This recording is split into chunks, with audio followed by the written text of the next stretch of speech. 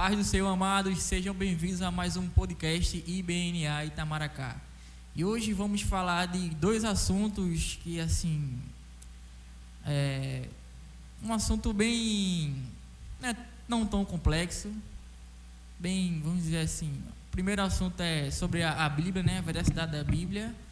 E o segundo assunto é sobre a volta de Jesus Cristo, Eu, Laís e Júnior aqui vamos hoje explanar um pouquinho, da palavra de Deus e passar assim para você de uma forma mais transparente, que você possa entender melhor sobre a Bíblia e sobre a volta de Jesus Cristo, Vamos iniciar esse podcast com uma oração para que Deus possa estar tomando a frente, o Espírito Santo possa estar habitando no nosso meio, para a gente possa falar tudo aquilo que vem de Deus.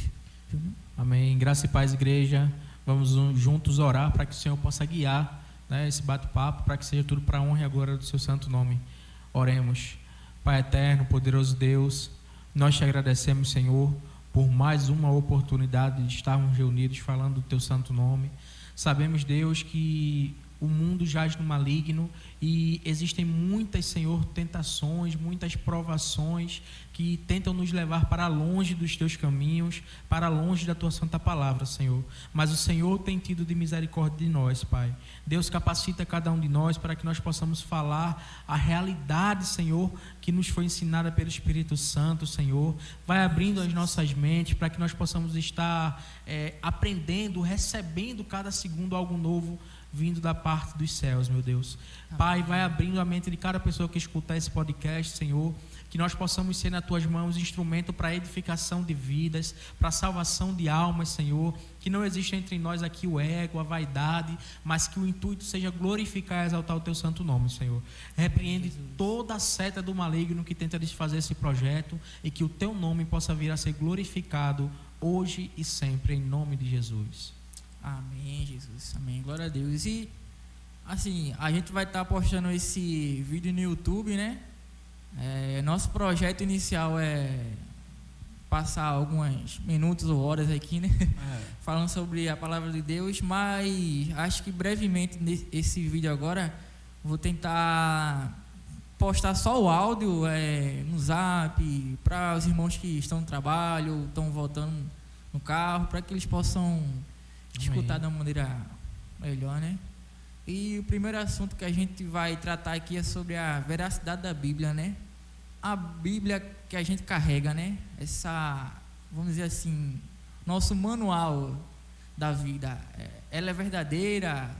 Tem realmente indícios de que foram escritos apenas por homens, ou realmente Deus inspirou eles para escreverem? Lady First. Bom, vamos lá. A Bíblia é verdadeira? Podemos acreditar na autenticidade da Bíblia? Eu, obviamente, creio que sim. E eu acredito que a opinião de Laísa, de Ulisses, não vai divergir muito da minha. Eu acredito que a Bíblia é autêntica. Eu acredito que a Bíblia é um livro, um manual de sobrevivência do cristão. Um manual de sobrevivência para quê? Para que nós possamos sobreviver a esse mundo, A Bíblia diz que o mundo jaz no maligno. Então, se a gente quer fugir, escapar de cair nas armadilhas do inimigo, nós devemos seguir o que está na Bíblia. Não vai nos isentar de provações, não vai nos isentar de dificuldade, mas vai garantir, mediante o cumprimento do que Cristo deixou como ensinamento, do que Deus deixou como ensinamento, a nossa salvação, Não é a Bíblia que vai nos salvar, A gente sabe que a salvação é mediante o sacrifício de Cristo Jesus na cruz, mas a Bíblia ela tem um manual daquilo que Cristo quer para as nossas vidas.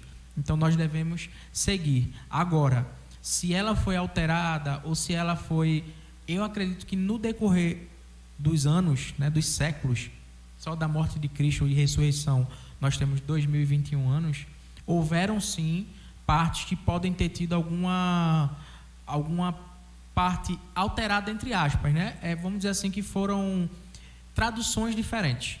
Então isso existiu, a gente não pode negar. Existem traduções que no original era de uma forma e hoje em dia na Bíblia que nós conhecemos é de outra, mas nada que venha a impactar o seu conteúdo. Eu não acredito que foi tirado algo da Bíblia primitiva que possa ter influenciado a ponto dela perder sua autenticidade?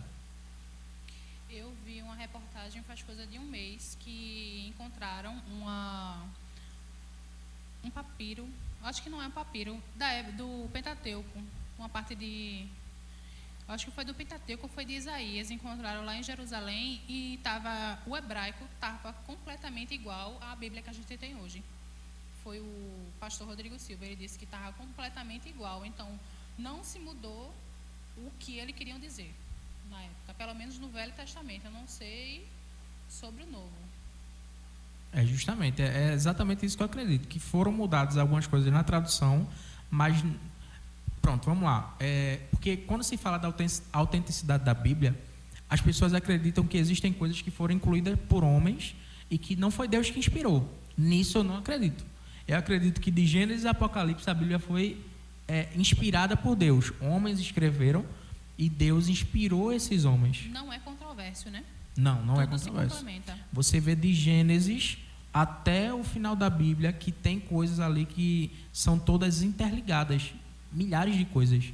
Então, se fosse haver uma alteração gigante, grotesca, para mudar o sentido da palavra, essas ligações feitas pelo Espírito Santo não existiriam. Entende? Então, não tem como você ler a Bíblia, quando você lê, entendendo realmente o que está escrito, estudando de verdade, você vê que não tem como. São profecias que se cumpriram com séculos de distância, né? As pessoas que se apegam a dizer que os homens mudaram algumas coisas, ou então que você tem que seguir ao pé da letra de acordo com o Velho Testamento. A pessoa tem que ler o texto e o contexto daquele texto. Por quê? Naquela época existiam coisas que hoje em dia não cabe a gente hoje em dia. Tá dando para entender o que eu tô Eu acho que você está querendo falar mais ou menos, por exemplo, quando diz acho que não sei se é Deuteronômio ou Números, não coma carne de porco. Então, assim, existem pastores, teólogos. Eu acredito que aquilo era um Justamente. cuidado de Deus, porque naquela época não tinha o saneamento básico que a gente tem hoje. Então, hoje a gente sabe que a carne de porco, se não tiver cozida, dá problema, a gente pode morrer. Antigamente não tinha isso. Então, se você comesse o porco, você ia morrer. Então Deus A ele mesma acabou colocando. coisa, o camarão. O camarão a gente sabe que tem algumas coisas que são tóxicas, as pessoas têm alergia. Se você comer, você ia morrer.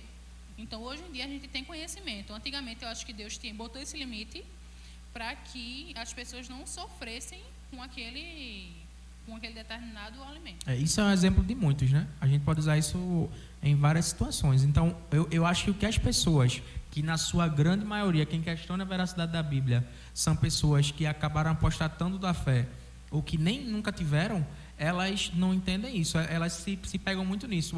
Mas no Antigo Testamento, você não podia comer porco, você não podia comer crustáceo, você não podia fazer isso ou aquilo. Era uma outra realidade mundial. E as pessoas, elas pegam versículos isolados para poder denegrir a imagem da Bíblia. Exatamente. Foi o que a gente estava falando hoje de tarde. Pode falar um pouquinho que você... O Ulisses quer falar alguma coisa? Eu só quero deixar, assim, um versículo para os irmãos que estão em casa aí, ler como referência, né? Para ver, assim, a gente está dizendo aqui do nosso entendimento, assim, vamos dizer, teológico, né? Mas a gente sabe que a gente tira tudo daqui da Bíblia, né? 100%. E referente a isso, eu quero deixar um versículo aqui que se encontra lá em 2 Pedro, 1 do 20 ao 21, ele vai dizer assim: antes de mais nada, saibam que nenhuma profecia de escritura provém de interpretação pessoal, pois jamais a profecia teve origem na vontade humana, mas homens falavam da parte de Deus, impelidos pelo Espírito Santo. Então, aqui já resume um bocado de conversa que a gente pode falar aqui, né? Homens inspirados por Deus e pelo Espírito Santo, né? Naquela época, que escreveram a Bíblia, né? Sem dúvida. E eu não me lembro exatamente, se a produção lembrar, me sinaliza aí. Qual livro? Mas, porque quando você fala, foi escrito por homens, mas não pelo seu próprio achismo, né? Vamos dizer assim. A Bíblia vai dizer que esses homens foram homens santos e que o mundo não era digno deles. Hebreus, não é isso? Então diz que o homem não era digno deles. Então, assim, não eram homens qualquer. Deus não escolheu uma pessoa qualquer. Não era uma pessoa que se consagrava, que estava na presença do Senhor. Então, assim, Deus não escolheu qualquer pessoa, Ele escolheu pessoas que se consagravam ao Senhor, que dedicavam a sua vida à obra missionária, à obra de Deus, para que pudesse escrever a Bíblia. Então, eu afirmo e reafirmo, a Bíblia, ela é autêntica e o seu conteúdo, ele é mais atual do que o Jornal de Amanhã. Então, meu amigo, não tem para onde correr. Essa é uma frase de Billy Graham que, quando eu escutei, me marcou muito. A Bíblia, ela é mais atual do que o Jornal de Amanhã. Então, quando você pega a sua Bíblia, ela vai ter todas as respostas, ela vai ter solução para qualquer tipo de problema que você estiver passando, porque é a palavra de Deus, é o conselho final de Deus para a humanidade. Então, basta segui-la, né? A gente sabe que é muito complicado seguir, não vamos dizer que é fácil, né? O cristão que levantar a voz e dizer, é muito fácil seguir a Bíblia. Não, não é fácil. Até porque a nossa natureza pecaminosa adâmica é querer ir ao oposto do que a Bíblia nos ensina. Mas essa é a vida do cristão, né? Pelejar contra a natureza. Alguém?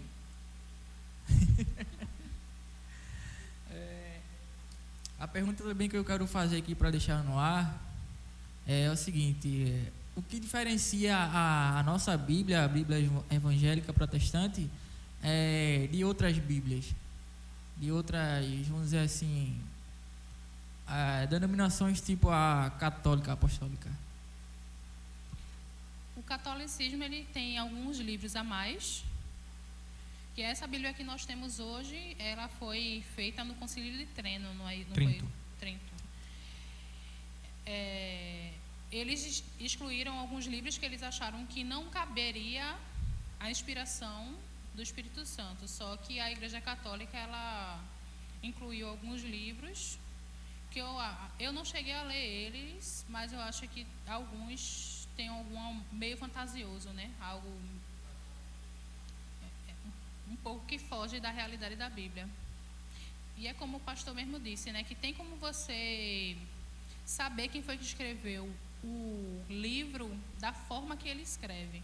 É como se fosse uma assinatura. Júnior, se ele escrever, a gente for ler, a gente sabe que foi ele que escreveu pela forma que ele leu, que ele escreveu.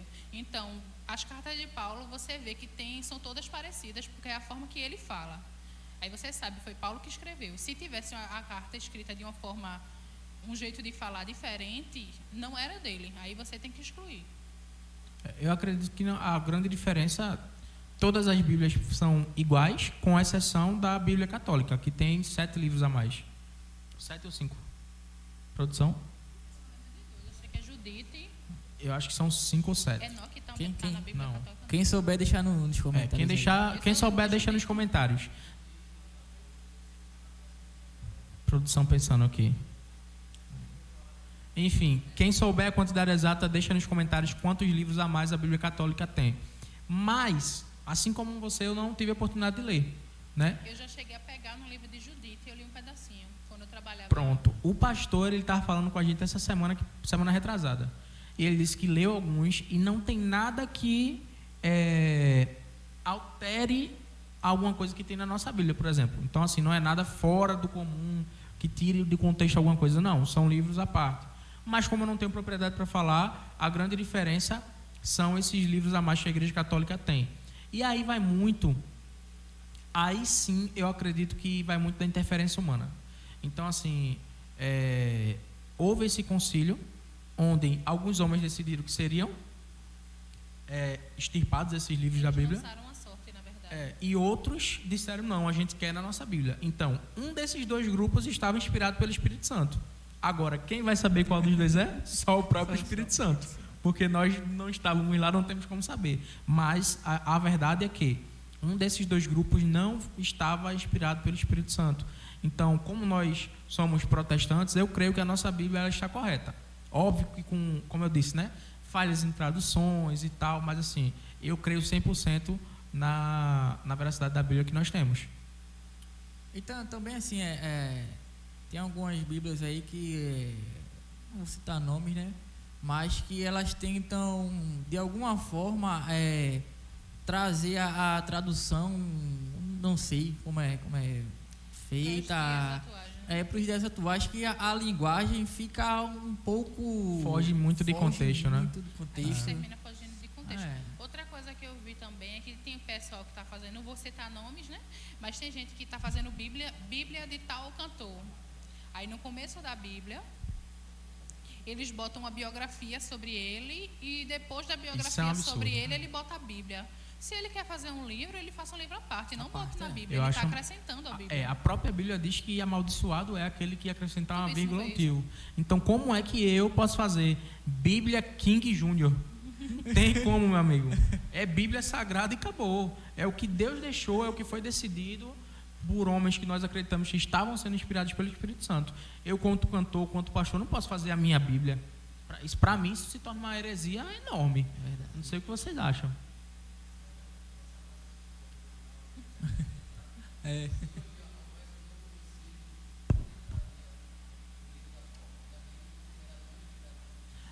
Eu acho muito difícil que exista.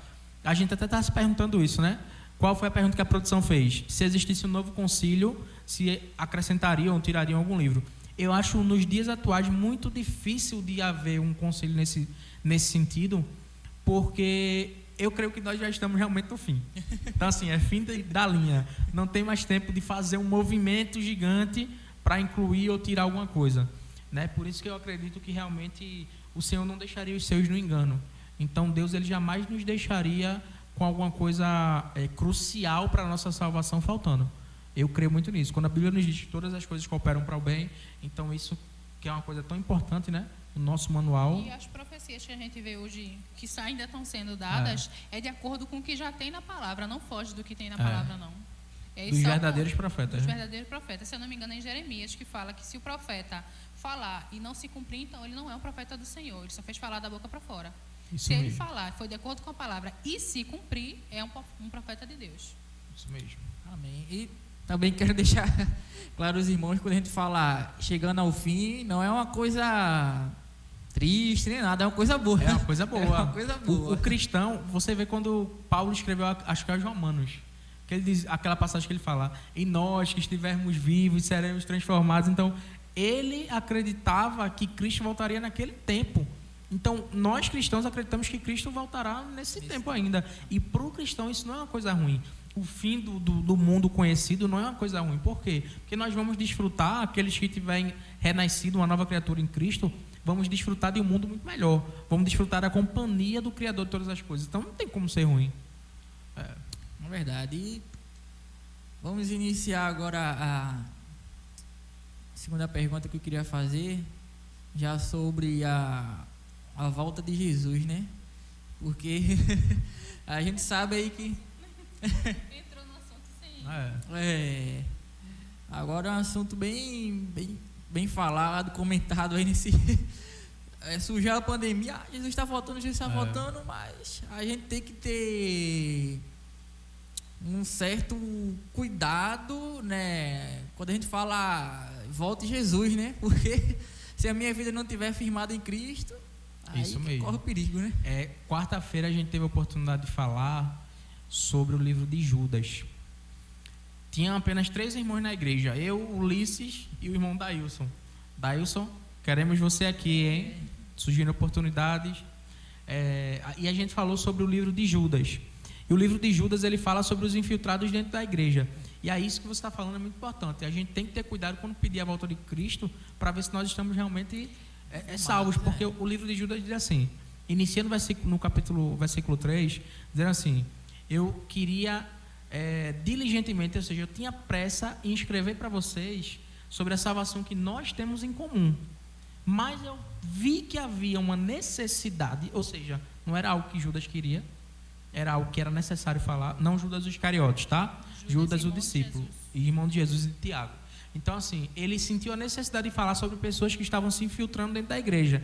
E ele começa a dizer que essas pessoas estavam se infiltrando, que negavam a fé, que não criam em Jesus como o único Salvador e consumador da sua salvação. Mas ele também frisa que, quando ele fala algumas passagens, ele fala do povo que foi liberto no Egito. Então, foram libertos milhares de pessoas, só que para entrar na Terra Prometida, aqueles que não criam, meu amigo, foram extirpados. No céu, Lúcifer e a sua terça parte de anjo foram excluídos. E ele começa a dar alguns exemplos. Então, existem realmente ainda hoje pessoas dentro da igreja que quando você vai no culto, você vê levantando a mão, gritando, Senhor, volta, glória a Deus, é meu desejo, mas não está. Sua vida pessoal. Sua vida está totalmente desvirtuada. E aí a gente falou da importância de cada um, eu, Laís, Ulisses, produção, se autoavaliar e parar para pensar, meu Deus, será que eu sou realmente um cristão? Ou seja, um seguidor de Cristo, um imitador de Cristo? Ou será que eu sou um infiltrado? A gente deu até o exemplo... Desculpa, rapidinho. A gente deu até o exemplo que eu achei interessante. Não sei se vocês acharam. Mas vocês não podem ver, mas a gente está com um problema no teto da igreja causado por uma infiltração. E aí a gente deu o exemplo de que a infiltração causa destruição. Então essas pessoas que estão infiltradas, você vai conhecer pelos frutos. Ela não causa amor, ela não traz comunhão, ela traz divisão, ela traz briga, ela traz contenda. Então, muitas vezes essas pessoas não se enxergam, mas vamos passar para essa. Era isso que eu ia falar, que a pessoa dentro das quatro paredes da igreja é uma bênção, mas durante a vida secular vive completamente diferente do que diz na palavra. Verdade. Não vive o que tem lá em Romanos 12, que é que a gente tem que viver uma vida de santidade como sacrifício vivo e santo para Deus. Aí quando você vê os frutos, não tem fruto. A Bíblia mesmo diz, você vai conhecer a árvore pelos frutos. Jesus, daquele amaldiçoa a árvore e ela seca porque ela não tem frutos. E ele ainda diz, por acaso pode um espinheiro dar maçãs ou uma macieira dar espinhos? Não pode. Então, o grande problema é o seguinte, exemplo, tá, gente? Eu sou um infiltrado dentro da igreja. Então, eu estou causando divisão, eu estou causando brigas, eu estou causando contenda. Ou não tô, de Satanás para poder... E às vezes eu não estou causando nada disso, mas eu estou me enganando, porque como você falou, aqui dentro eu sou uma coisa, lá fora eu sou outra. Mas eu não me vejo. E aí é que está o perigo. Quando a gente enxerga o nosso erro, a gente tende a querer consertar. Mas quando não enxerga, meu amigo, esse é o grande problema. Que você fica, Maranata, Maranata, ora vem Senhor Jesus, mas a vida não condiz. Como você falou aí de enxergar o erro, às vezes tem aquela situação, né? Existe uma contenda entre eu e você, só que eu acho que você está errado, né? Mas na verdade quem está errado sou eu. Mas dentro de mim eu acredito firmemente que você está fazendo a coisa errada e não eu, né? Então é que está o problema, né? Você não reconhecer a si mesmo que está errado e querer jogar essa culpa para o seu irmão, né? E aí é onde entra a primeira pergunta, a veracidade da Bíblia. Como é que a gente vai saber quem está errado? Bíblia. O que é que a Bíblia diz? Então, se eu brigo com Ulisses é o líder do Ministério do Louvor, e eu estou em contenda grave com Ulisses, porque eu quero fazer uma coisa diferente do que Ulisses determinou para o grupo, eu vou estar errado. Por quê? Porque eu estou indo contra a minha liderança. Eu vou estar errado. Por quê? Porque eu entrei em contenda em vez de falar com amor. Então, a Bíblia ela vai nos ensinar como proceder. Então, a Bíblia também nos mostra que nós devemos, a palavra do crente tem que ser sim, sim, não, não. Então, a partir do momento que eu sou cristão, eu sou um servo de Deus, eu sou um seguidor de Cristo, então minha vida vai ser pautada pela Bíblia. Sim, acabou. Então, se eu aqui dentro sou sim, lá fora eu sou não, tá errado. Tá errado. Tá bem. E deixar outra pergunta aqui para vocês. Tudo que está no livro de Apocalipse vai realmente acontecer? Quando é que a gente pode tirar uns versículos isolados para falar? É bom que a gente abra a Bíblia para a gente explicar um pouquinho sobre o livro de Apocalipse, né? Que fala sobre essa volta de Jesus Cristo, né? Porque tem alguns irmãos aí fora que ainda não entenderam assim algumas partes de Apocalipse, que algumas citações que diz lá em Apocalipse, quer levar tudo ao pezinho da letra como está escrito e não procura tá rindo, a produção já está rindo ali. Não procura saber o sentido daquela palavra, daquela frase, do que está acontecendo, do que está por vir, né? Pode começar. A gente tem que entender que João, quando escreveu, ele estava preso e ele não podia falar abertamente do que ele estava escrevendo. Então, ele escrevia com figuras de linguagem, que o pessoal da igreja ia entender, mas os romanos eu acho que ia ficar mais difícil para ele entender, porque eles eram de outra cultura. Então ele usa muito de figura de linguagem, como o dragão, a mulher, a prostituta, porque o sol e a estrela são tudo figuras de linguagem que se a gente for pesquisar, a gente vai entender. Agora, se for pegar pelo pé da letra, vai esperar Estrelas um dragão. vão cair do céu. É realmente a questão de conhecimento teológico, né? Então, assim, não vai se levantar uma prostituta de vermelho, não vai ser uma mulher, né? Não, aí ele está falando, alguns teólogos acreditam de uma igreja. Então, essa igreja se corrompe, logo ela se torna uma prostituta, porque se corrompeu, se prostituiu com outros deuses. O dragão, a gente sabe que simboliza a Satanás. A besta vai ser um homem. Tem um falso profeta. Então, assim, tem muita analogia, figura de linguagem, que a gente realmente tem que estudar. Então, a Bíblia é um livro para se estudar. E eu me lembrei agora de um fato que antes de começar a pandemia, a gente estava estudando o livro de Apocalipse. E a gente estava justamente falando, quando será que vai começar essas coisas? E de repente estourou a história de que Trump estava fazendo uma Acordo guerra. de paz. Não, no começo do ano 2020, ele tentou fazer um bombardeio, foi no começo de janeiro. Aí depois começou esses rumores do coronavírus, já estava, né, mas começou mais forte. Aí você está vendo as coisas, tudo que a gente estava estudando, acontecendo. É verdade. A nova ordem mundial que Está em andamento. está em andamento. Só Ó, que você que está em casa, se ligue. Por trás das cortinas, as pessoas nem sabem. Nem sabem. A gente, povo normal, é um pouco leigo nessa situação de organização mundial. Mas os grandão, minha gente, está tudo se organizando, aí, porque eles estão vendo que o cinto está apertando e eles não querem ficar. Outra coisa, a gente tem que estar atento às coisas de Deus, né? Então, pandemia, a gente só dá ouvido a número de casos, não sei. Puxa, vamos estudar um pouco da Bíblia, vamos ter esperança. Se a gente crê num Deus que tirou o povo do deserto, que caminhou para Canaã, que abriu o Mar Vermelho, a gente tem que crer que Deus vai mudar essa situação, né? Sem dúvida. Sem dúvida. Vamos. Falta realmente fé. Falta fé de todos os lados, porque falta fé para acreditar que é cumprimento da palavra. Então, assim, você tem uma pandemia, ou seja, uma peste enorme tomando conta do mundo, é cumprimento da palavra. E aí você pode, vamos lá, se tiver alguém assistindo que diga assim, mas já tiveram outras pestes antes, então por que essa é cumprimento da palavra? Não, todas foram cumprimento da palavra, porque a própria Bíblia vai nos dizer que 1000 dias, 1000 anos, para Deus é um dia, e um dia é 1000 anos. Então, assim, para Deus não existe tempo, Deus é atemporal. Então, o Apocalipse ele vem se cumprindo desde muito tempo atrás até hoje. Eu acredito que nós estamos nos instantes finais, né? Como o pastor costuma dizer, não é querendo ser fatalista. Então, assim, não larguem seus empregos, não vão morar dentro do mato como algumas igrejas pregam, né? Lá você sabe que teve uma igreja aí que pregou aí sobre um advento que, não, a gente vai tudo para um monte e Jesus vai voltar. Ia falar isso agora. Então, assim, isso não existe. Aí depois, o que foi que aconteceu? Jesus não voltou. Ninguém sabe nem o dia, nem a hora. Nem Jesus enquanto estava na terra. Hoje em dia ele está lá no céu, está junto do Pai, mas enquanto ele estava na terra, nem ele sabia qual era o dia. As pessoas tentam calcular a volta de Jesus, não existe. É o que eu estava falando com o Júnior sobre esse negócio de tempo. Para Deus não existe tempo. Para a gente é tempo porque a gente é finito. Mas de Deus, ele é infinito. Ele criou tudo e todos, então para ele é tudo um dia só. Ele está vendo a gente aqui. Passando mais do que rápido. É verdade. É isso aí. Dá uma palavrinha?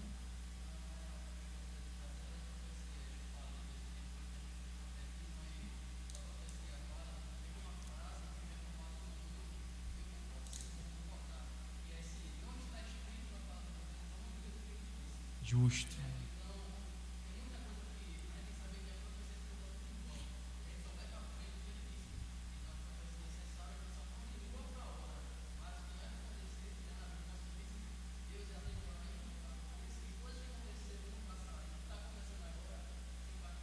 Justamente. E a gente também tem que entender o seguinte: protestante. Nós somos protestantes. Então, assim, quais são as 5 bases da reforma protestante? Sola Cristo, sola Escritura. Então, se uma das 5 bases é só a Escritura, por que eu vou tirar algo da minha cabeça e dizer que não, eu tenho que me contentar, entre aspas, com o que está na Bíblia. Eu tenho que me entender que aqui é o que tem, o que aconteceu, o que está acontecendo e o que vai acontecer. Eu não posso criar, fantasiar algo que não existe. Hoje em dia, muita gente fica dizendo que teve sonho, que teve revelação. A Bíblia fala que quando a gente tem um sonho, conte como sonho. Não diga assim, foi Deus que me revelou. Não, você diga assim, eu tive um sonho. Se ele se concretizar, foi Deus que lhe revelou. Agora, você não pode dizer com certeza que foi Deus que lhe falou. Tem até uma pastora, essa é discussão para outro dia, uma pastora no YouTube, que ela disse que Deus revelou a ela, que ela fala muito de sonho, tive sonho, revelação, e Deus me revelou, ela disse, que aqueles youtubers que me criticam, todos vão morrer até o dia 30 de abril, não foi? Até o dia 30 de abril. Ninguém morreu. É o Siqueira, você vai morrer até o Natal. Pois é. É a Siqueira Júnior Gospel. Então, assim, ninguém morreu. Aí, como é que fica o cristianismo depois de uma pessoa dessa? Não porque Deus me revelou. Sim, que Deus é esse que te revelou? É porque tem muito menino na fé, como fala a Bíblia, que tem gente que ainda está tomando leite Tem 60 anos e é menino. acha que já está no auge. Não, é Paulo que fala que tem que ser o menor, é Jesus, não lembro quem foi que falou, que a gente tem que pensar em ser o menor, não o maior. As pessoas pensam em ser o maior, em falar mais, porque eu estou mais próximo de Deus, mas não é dessa forma. É verdade. Tem que se humilhar, botar o rosto no pó. Parece que em Lamentações que diga, humilhe-se, bote o rosto no pó. Quanto mais se humilhar, mais Deus vai querer falar com você. Se você se exaltar, meu filho, não tem espaço para dar voz ao Espírito Santo. É verdade. É verdade. Quem vai ser salvo? Eita, essa pergunta é estreita. Parece uma pergunta simples, mas Não é. muito complexa. Muito complexa. Segundo as Escrituras, o próprio Cristo disse que Poucos, né? muitos serão chamados, poucos escolhidos, e todo aquele que crê no Filho do Homem, no Filho de Deus, será salvo. Né? Todo aquele que for batizado e crê. Então você subentende assim: eu creio em Jesus. Qualquer um. Aí, Qualquer um vai. aí tá Aí é que tá. Porque o crer, gente, é obrigatório. O crer, ele vem acompanhado do obedecer. Não tem como desassociar. Então vamos lá.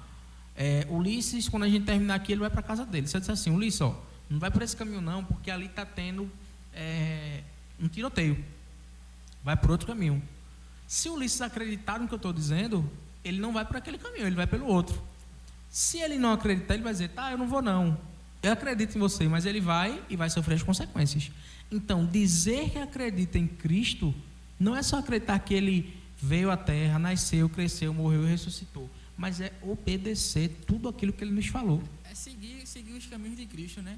Não adianta você, poxa, eu creio em Jesus, creio em Deus, mas não segue os caminhos de Cristo. Justamente. É ser uma nova criatura. Foi o que ele falou para a mulher que ia ser apedrejada, para o cego. Todo mundo que ele curou, ele falou o quê? Vai, não peques mais, viva uma vida de renovo. Se a pessoa foi para o cego, que ele falou, se você continuar em pecado, Coisa pior lhe acontecerá. Coisa pior lhe acontecerá. Você tem que, a partir do momento que você tem um encontro com Cristo, você tem a opção de seguir a Ele e não seguir. Quando você não segue, já sabe para onde é que vai. Eu tenho falado... Pode ir. Assim, a gente falou um pouco também desse assunto semana passada, sobre vir para a igreja ou não, essas coisas, se será salvo. E entra também aí, né? Preciso ir para a igreja não, que eu estou salvo. Pois é. Mas é preciso vir para a igreja sim. É preciso. Porque, como a gente já falou em outros podcasts, nós aprendemos sobre a palavra de Deus, nós crescemos na graça e no conhecimento, nós aprendemos uns com os outros o que fazer e o que não fazer. Só que, como eu também já falei em outras oportunidades, Satanás, ele é especialista em meias verdades. Então, o que é que ele vai dizer? Você pode ver que o discurso pronto de qualquer pessoa que acredita que a salvação não depende de seguir aquilo que a Bíblia diz, vai dizer assim: mas Jesus andou com prostituta, Jesus falou com um ladrão, Jesus... Certo, mas aí entra o que Laísa falou. E o que foi que ele falou? Não peques mais, ou seja, transforme-se, seja uma nova criatura. Tu tá entendendo? Então, assim... Ele andava para fazer a diferença. Ele Justo. se sentava, ele conversava, fazendo a diferença e mudando as vidas.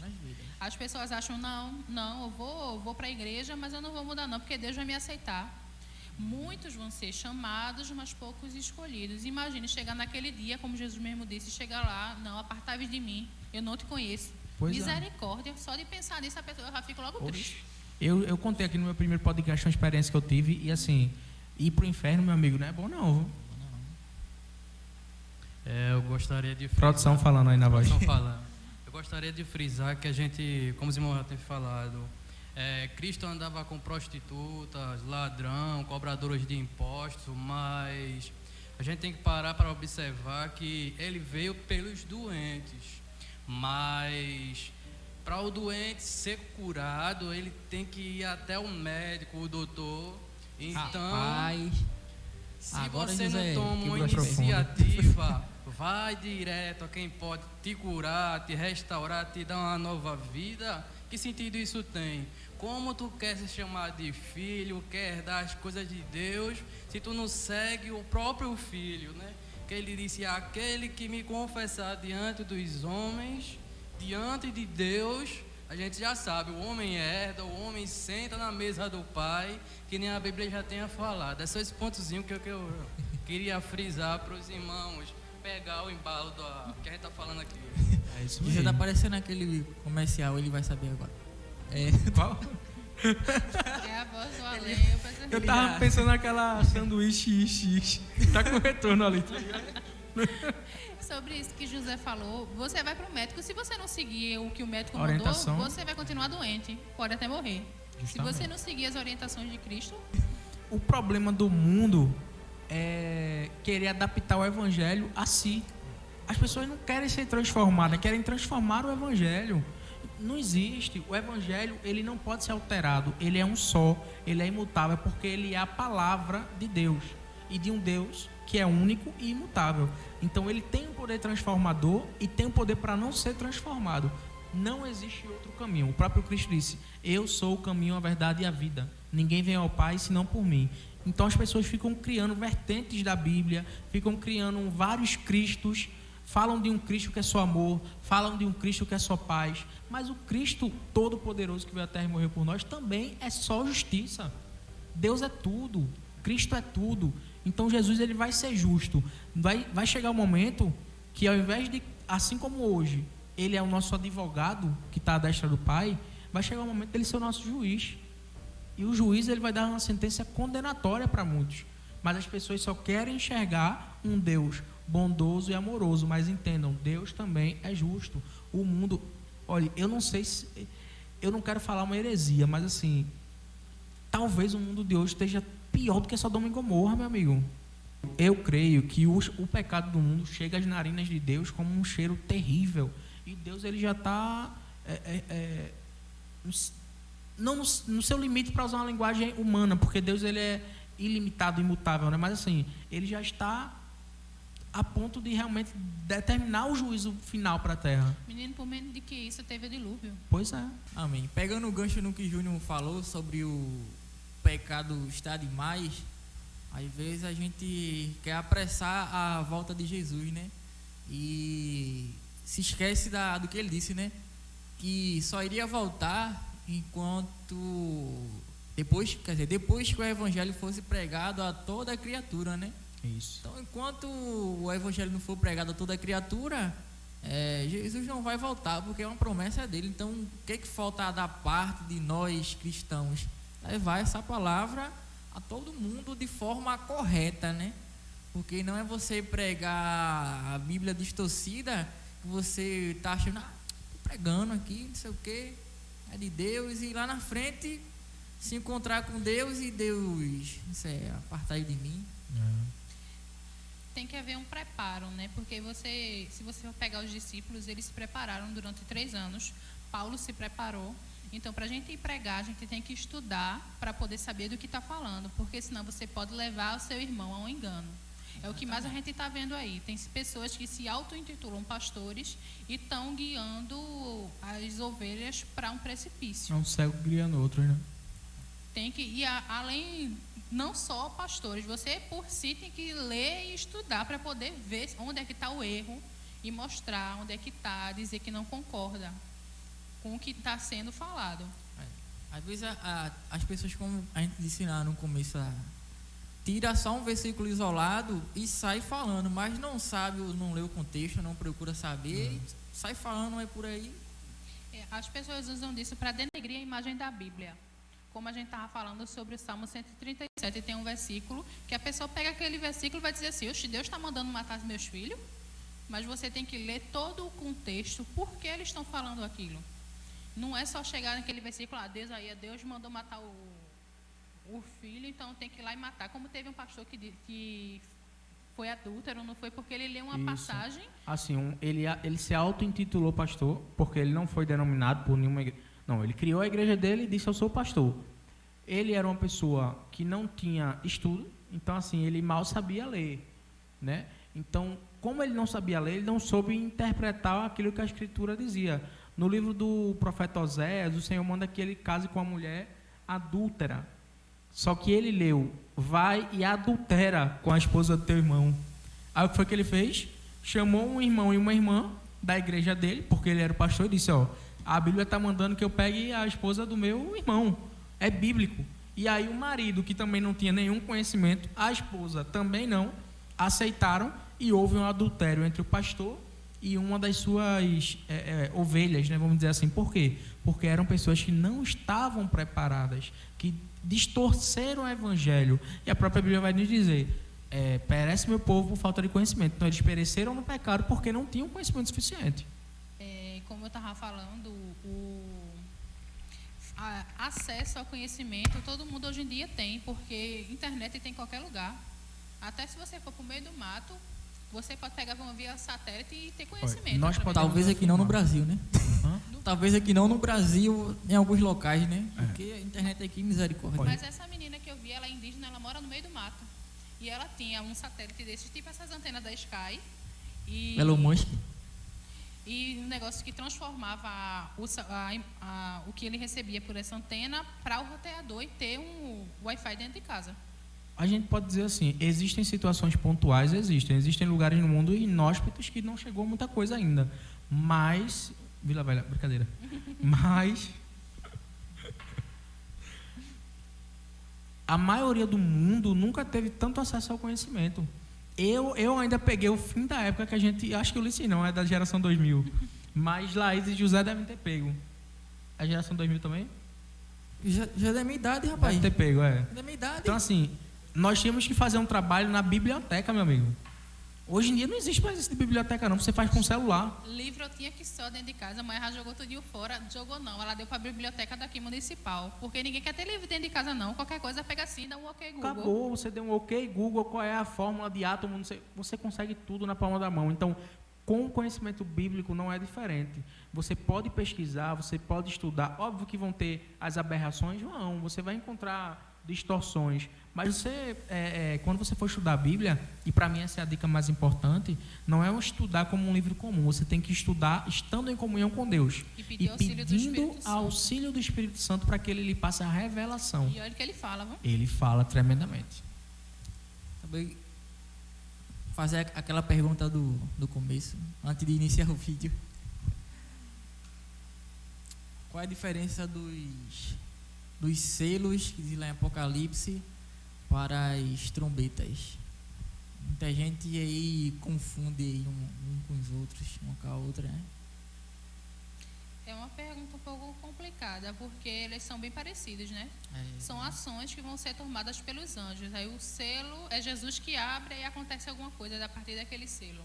E as trombetas, quando toca a trombeta, vai um anjo e também tem alguma ação que reflete aqui na terra. É um pouco complicada. José, quer dar sua opinião aí? Em off? Pode pegar. Produção. Desculpa interromper os irmãos aí, mas se a gente for observar na Bíblia, a gente repara que os selos e as trombetas, que nem a irmã Laísa estava dizendo, se completam, né? Vamos dizer que os selos marcam algum acontecimento profético, é o que acontece, né? Quando é aberto um selo, acontece determinada coisa.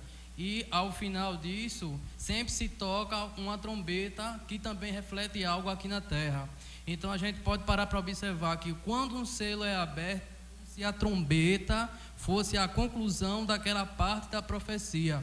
A gente vê que quando chega o último selo, que está próximo já à vinda de Cristo, vai haver o tocada a 7ª trombeta. Se tiver algum irmão com um pouco mais de conhecimento, esclarece aqui mais no comentário e traz mais alguma coisa para a gente. Amém. E, assim, me perguntaram em off, e eu sei que tem muitos cristãos aí que tem duas opiniões sobre isso, né? Não sei se a gente aqui vai ter, porque a gente já estudou aqui isso, mas é assim, ao tocar da última trombeta, a igreja vai ser arrebatada. Como é? A gente vai passar por toda essa tribulação que vai acontecer em Apocalipse, ou a igreja vai só assistir lá nos céus? Quem quer começar?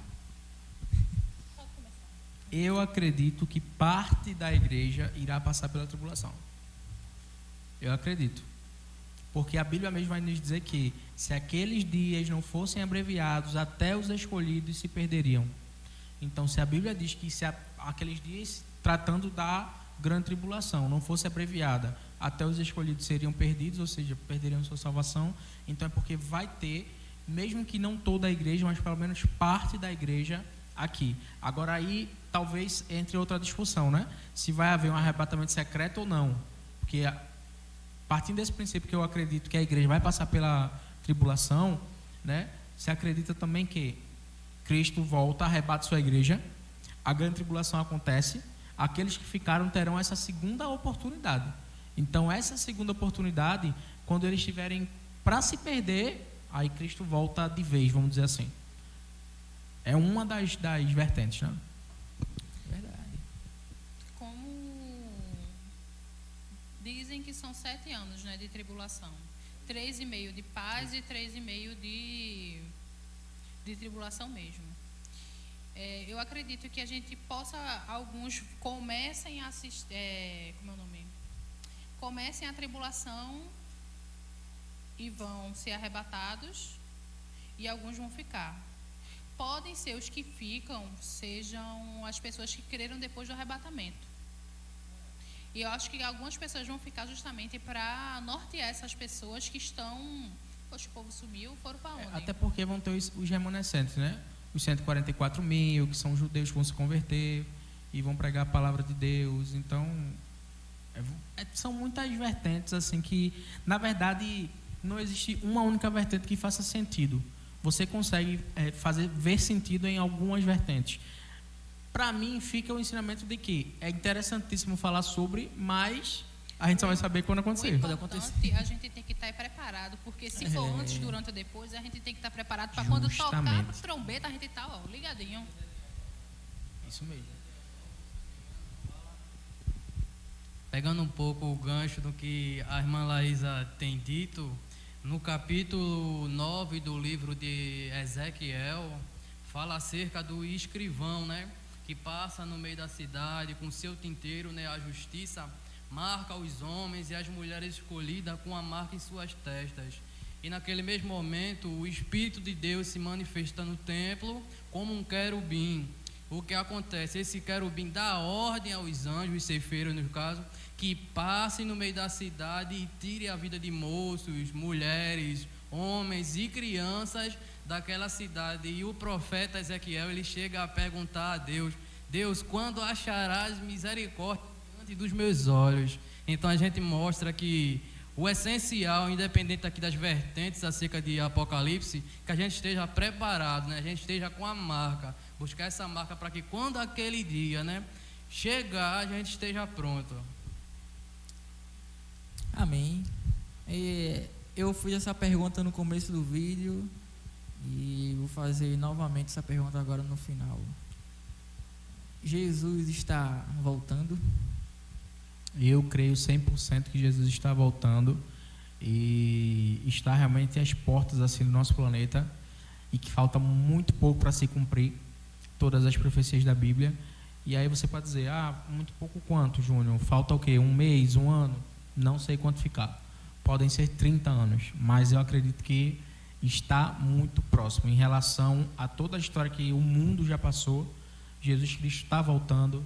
Precisamos seguir firmes aqueles que ainda estão na caminhada, seguir firmes em direção ao alvo que é Cristo. Aqueles que esmoreceram precisam despertar depressa. Aqueles que nem começaram a caminhada ainda, enquanto Cristo não voltar, ou enquanto ainda houver vida no seu corpo, há esperança. Então é necessário realmente despertarmos para o fato de que Jesus Cristo está voltando. Não é uma utopia, não é ficção. Ele irá voltar e vai levar a sua igreja. Amém. E para você que acompanhou o nosso vídeo até o final, deixe seu like, deixe seu comentário aí, o que você achou desse vídeo, né? Para que a gente possa sempre estar atualizando o canal, trazendo mais vídeos como esse. E também deixe sua sugestão para o próximo vídeo, né?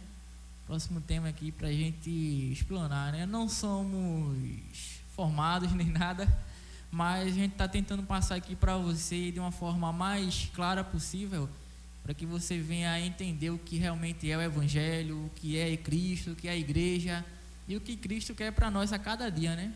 Falando mais uma vez sobre o livro de Judas, o que a gente tem é o que ele tinha naquela época: pressa, urgência de falar da nossa salvação em comum. Queremos compartilhar com o mundo, cristão ou não, a razão da nossa fé. E lembrando que a nossa vida é como um vapor. Jesus pode voltar hoje, mas também a gente pode encontrar com ele primeiro.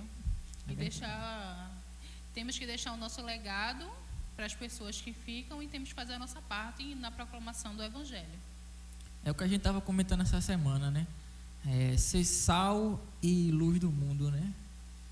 Se a gente, como verdadeiro cristão, não estiver cumprindo isso, né? A gente está perdendo tempo na nossa vida, né? Porque é um tempo precioso que não volta mais, né? Que esse tempo de evangelizar, fazer a diferença, propagar o Evangelho de Cristo, o verdadeiro Evangelho, né? Na verdade, esse é o sentido da vida do homem. Não existe outro sentido senão adorar a Deus. No princípio era assim: o homem foi feito apenas para viver no mundo em comunhão com Deus. Depois do pecado, infelizmente, fomos destituídos da glória, mas mediante o sacrifício de Cristo nós tivemos uma nova oportunidade. Então o sentido principal da nossa vida não é conquistar coisas materiais ou alcançar objetivos terrenos. Tudo isso se torna secundário quando nós estamos falando da eternidade de cada alma, da eternidade de cada pessoa. Então o que nós estamos fazendo aqui durante 30, 40, 50 anos em que nós vivemos nesse mundo vai refletir na nossa eternidade.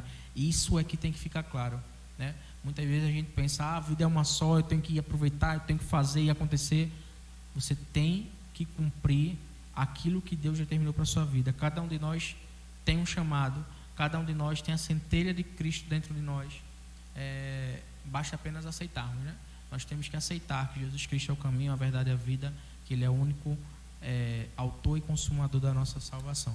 É verdade. E assim, muitas pessoas pensam que aceitar a Cristo, viver o Evangelho, é uma forma totalmente, assim, vamos dizer, diferente do que ela vive, né? Mas realmente é uma forma diferente, só que da forma pro bem dela, né? Claro que você não vai deixar de fazer algumas coisas específicas, jogar bola, ir para uma praia, tal.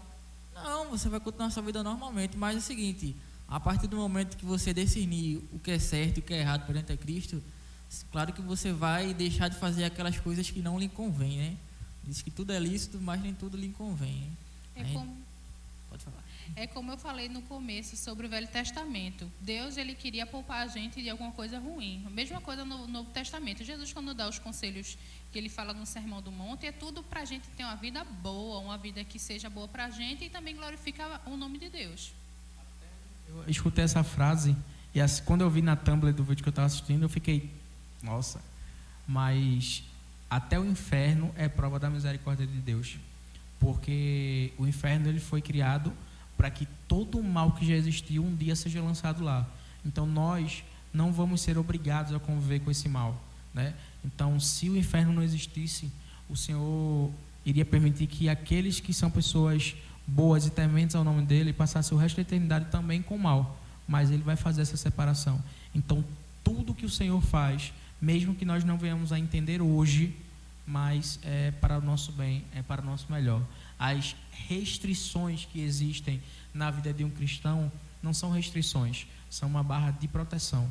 E aí cabe a cada um abraçar ou pular. Amém. Então, que essa palavra, né, possa ter tocado no seu coração e que você possa compartilhar também, né? Compartilhe com os amigos, com a sua família, para que o evangelho possa alcançar mais e mais pessoas a cada dia, né? E também ajudar o nosso canal, né? Pode deixar aí o like nesse vídeo, comente. E muitas pessoas estão inscritas no canal, mas às vezes não recebem a notificação do vídeo. Tem que ativar o sininho de notificação para quando sair vídeo, você ser avisado. A gente tem cerca de 89 a 90 pessoas inscritas no canal, né? Então, assim, quanto mais gente se inscrever, não é melhor, né? Não pra gente, né? Mas pra Cristo, né? Então, assim, o que a gente faz aqui não é pra mim, não é pra Júnior, nem pra Laísa, nem pra ninguém. O que a gente faz aqui é pra Cristo, o foco principal aqui é Cristo, né? Então, se quiser ajudar, olha, vocês estão meio assim, precisam melhorar aqui e ali.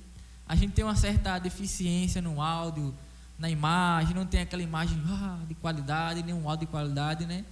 Mas assim, se você quer nos ajudar, né?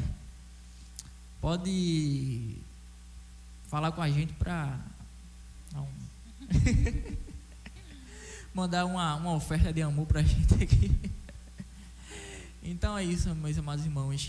Fiquem na paz e até o próximo vídeo, né?